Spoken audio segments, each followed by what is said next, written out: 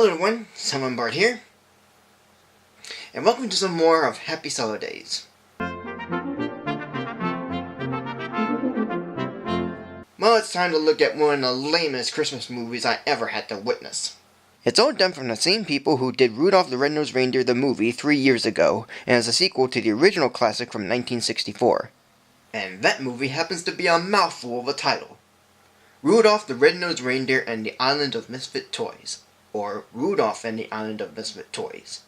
Rudolph, after saving Christmas with his red nose, is now wishing for a normal nose, due to being sick of his red nose and being famous because of it. But after going to the Island of Misfit Toys with Hermie to help King Moonracer with a cavity, the two crashed on another island during a storm called Castaway Cove, home of Queen Camilla and other toys, which he makes beautiful and nice. Of course, Rudolph and Hermie are allowed to help Camilla with the same toys the same way they did with the Island of Misfit Toys. Yet in exchange, Camilla offers Rudolph a normal nose and Hermie a date with the Tooth Fairy. But a villain known as the Toy Taker goes all over the world taking the children's toys, and even the ones from Santa's workshop. So Rudolph, along with Clarice, Hermie, Bumble, and Yukon Cornelius, set out to stop the Toy Taker before Christmas. And it's narrated by Scoop the Snowman, journalist for the North Pole's only newspaper. In comparison to the original, it really fails, especially in what it's trying to do. Having a sequel to the original isn't a bad idea, as Rudolph has been in a couple of them, but this here isn't one of them. It's trying to recapture the same feel, fun, and charm of the original, but it misses like almost every time. Almost in that one or two things are redeemable, like the new Misfit Toys, new characters, further character development, and Yukon now having his peppermint mine. But how can it be a sequel when Rudolph has gone back to being a young buck, and Clarice as a young doe? King Moonracer isn't as powerful and mighty, even with a cavity, that one elf with the glasses is now named Hank, and every moment that is being similar to the original is either repeated or done wrong. Also throw in the Temple of Doom reference too. And I just have a theory as to why GoodTimes Entertainment and Tundra Productions have two different versions. Like they were originally going to do the first version as a remake of the Rankin Bass one and in CG, but through some rights issues they had to change it into something different. Yet they're allowed rights when doing the sequel. Why didn't they do a sequel to the first version? This one just felt like a moneymaker as with another Rankin Bass CG sequel. But at least the songs are original and decent. To a point. Aside from the classic song sung by Tony Bennett, which is more relaxed and laid back than other renditions, the other songs are fine and kind of make up for the rest of the film. There's a love song between Rudolph and Clarice that's alright, even though they don't sing it. Rudolph and Hermie have a song together that's trying to be like we're a couple of misfits but not as memorable. Yet 30 seconds later they sing another song, now about the Island of Misfit Toys, and it's passable. Queen Camilla's song about things being beautiful in her place is fine and has a catchy beat as well. The Toy Taker song is another decent one and a fine villain song too. Mr. Cuddle's song is just trying to be Jesse's song from Toy Story 2, yet it's not that sad of a song, it's not well paced, and some of its tunes sounds like it came upon a midnight clear. And overall it's not good. And the last song from the assembled cast about this being the best Christmas ever is okay. And altogether these songs are alright, nothing too bad or too good. Yet the major problem, and I mean the whole problem, is the animation. Just look at it. It's about as low quality and low budget as it gets.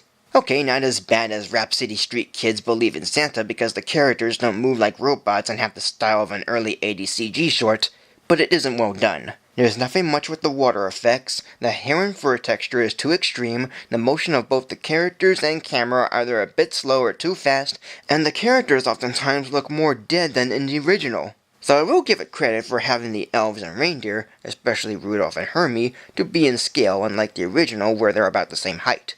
Except for King Moonracer where in the original he looks big and his throne room seems huge. How did he get to the same height as Rudolph and why is his throne room more smaller?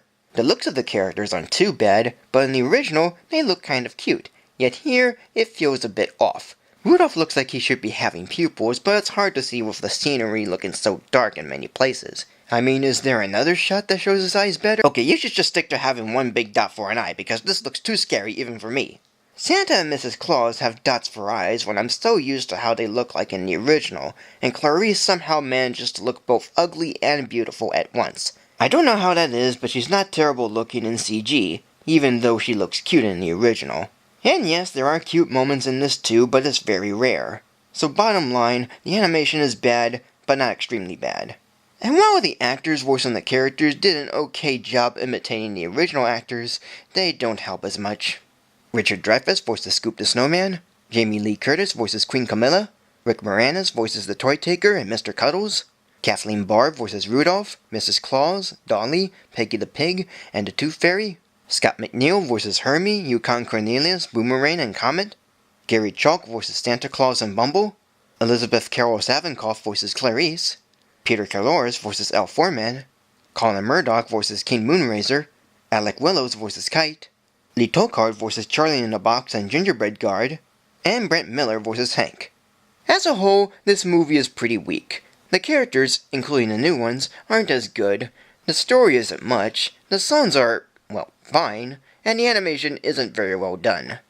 In comparing to the original special from Rankin Bass, it's sort of insulting even when trying to recapture the feel, fun, and charm of the original, and fail in a huge way every minute. Though it might be a so bad as good film in the way it's presented, it doesn't quite have that distinction, at least for me. I'll still love the original, and GoodTimes' first version of Rudolph is passable, but the sequel to the original and the treatment it got just doesn't suffice. So today, this movie we get a rating of 2.5 stars. So thank you for joining me. Like, comment, subscribe, follow me on Facebook or Twitter, support me on Patreon, and see you next week for more of Happy Sulli-Days.